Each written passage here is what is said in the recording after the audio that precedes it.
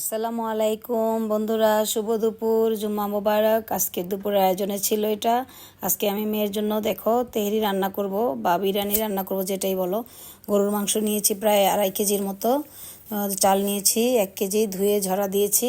তো গরুর মাংসটা ভালো করে দেখো ছোট ছোট করে টুকরো করেছি আমি। তো চাউলটা ধুয়ে ঝরা দিয়ে রেখেছি। এদিকে আমি গরুর মাংসটা ধুয়ে ভালো করে রেখেছি, দিয়ে দিলাম পাতিলে। তো বাদাম টাদাম সবই বেটে রেখেছি, দেখছো এই যে সব কিছু সুন্দর করে বেটে সাজিয়ে রেখেছি। তো মাংসের মধ্যে প্রথমে পেঁয়াজ কুচি দিয়ে দিলাম, তারপর আস্তে আস্তে সব একটা একটা করে দিয়ে দেব আমি। কাজু বাদাম দিলাম, পোস্ত দানা দিলাম, চীনা বাদাম দিলাম, তারপরে টক দই, কাঁচামরিচ সব একে একে দিয়ে দিচ্ছি।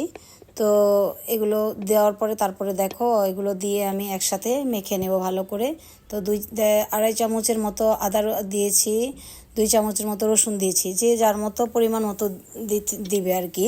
তো আমি আমার পরিমাণ মতো আমি সব দিয়েছি। তো আমার কাছে আলু বোখরা ছিল না, কিশমিশও ছিল না, তাই আমি বেরেস্তার সাথে একটু চিনি মিশিয়ে ভেঙে গুঁড়ো করে বেরেস্তাটা দিয়ে দিলাম।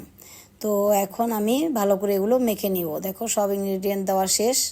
তো আমি একটু শুকনো মরিচের গুঁড়া দিলাম, তো ধনিয়ার গুঁড়া দিলাম, একটু জিরার ফাঁকি দিলাম, আর হচ্ছে একটু এলাচের ফাঁকি। তারপরে এই বিরিয়ানির মশলার যে মিক্সড মশলাটা, এটা দিলে একটু ফ্লেভারটা অনেক ভালো হয়। তো আমি একটু অল্প এখান থেকে দিয়ে দিয়েছি, হাফ আর কি। তারপর একটু তেজপাতা আর দারচিনি দিয়ে দিলাম। এখন দেখো মাখানোর পালা।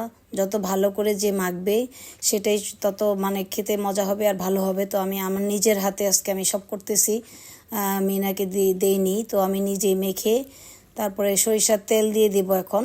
তো সরিষার তেল দিয়ে আরও ভালো করে মেখে রেখে দিব। দেখো কি সুন্দর করে মাখিয়েছি। তারপর দেখো আসল জিনিসই আমি দিলাম না, যেটা লবণ, লবণ দিয়ে দিলাম এখন। তো আমি এখন ভালো করে মেখে দেখো একটু হাতটা ধুয়ে পানি দিয়ে দিলাম। তো এখন ঢেকে রাখবো আধা ঘন্টার জন্য। আধা ঘন্টা পরে আমি চুলায় বসে দিলাম ডিম আছে। তো আমি কিছুক্ষণ পরে চলে আসলাম, এসে দেখলাম যে না, মাংসটা একদম কষে গিয়েছে, দেখো সুন্দর হয়ে গিয়েছে। তো আরও ম্যারিনেট করে রাখলে আরও তাড়াতাড়ি হতো। তো আমি মাঝখানে একটু তাড়াতাড়ি হওয়ার জন্য, মেয়ে পাগল হয়েছে খাওয়ার জন্য, তো আমি একটু প্রেশার কুকারে 2 সিটি বাজিয়ে নিয়েছি।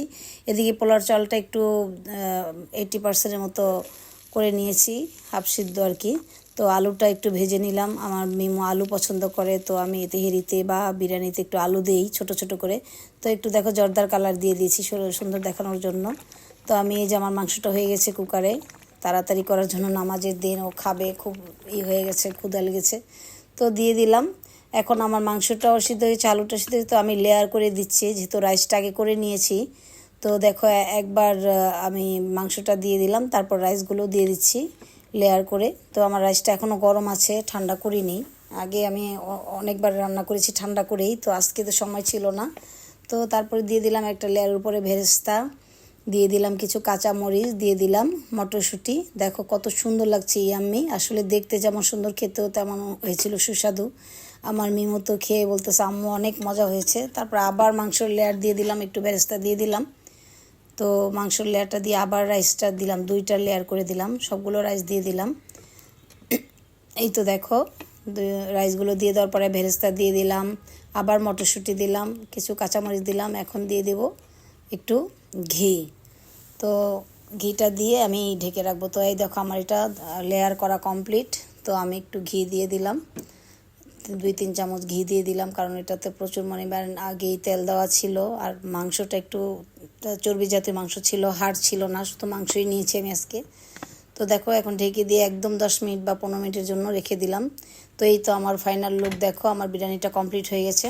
আমি একটু তোমাদেরকে উল্টিয়ে দেখাচ্ছি, দেখো এত সুন্দর হয়েছে।